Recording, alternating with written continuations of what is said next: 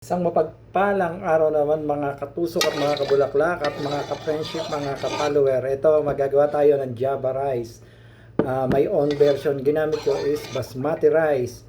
Una, ala ko kasing food coloring. Lalagyan ko ng isang kutsarang toyo para may papula. Yan.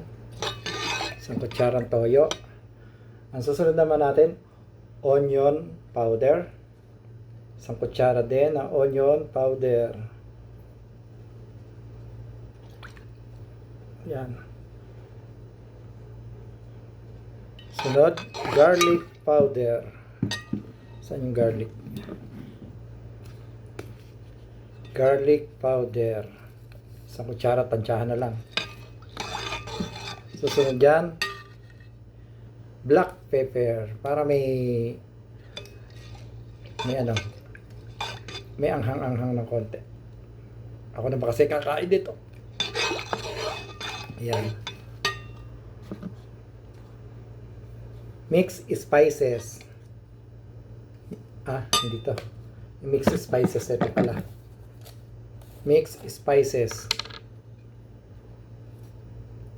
Kutsara din.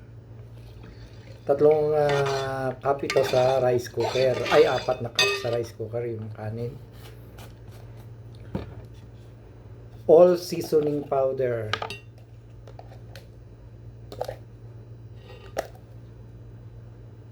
Bahala na kung ano kalitawan nito. Ayan. At lalagyan natin ng salt, iodized salt.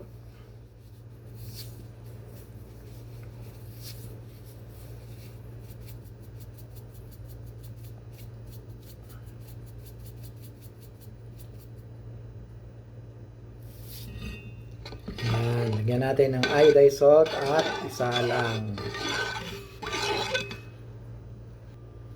Ito nga pala, dahil may stock ako ng mixed vegetable sa ref, isasama ko na rin siya para colorful yung kanin mamaya. Wala kasi kung pangkulay na ketchup eh. Kaya ito na yung isasama ko. Yan lang kasi stock sa ref, kaya kung ano yung nasa ref, yan ang lalagay. Ayan, tingnan natin kung ano kalalabasan nito mamaya. First time magluto.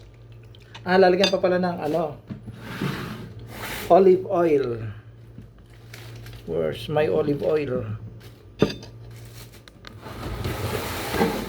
My olive oil. Nagtago ang olive oil. Saan yung olive oil ko? Ito, lagyan natin ng olive oil. Healthy ang olive oil.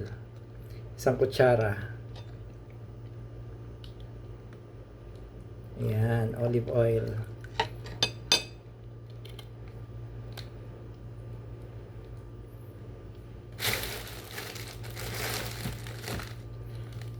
Yan o. Yan ang aking Java rice. Kaso maitim toyo nilagay ko. Wala akong pangkulay eh. Wala akong ketchup. Yan. Hintayin natin maluto. Isasalang ko na.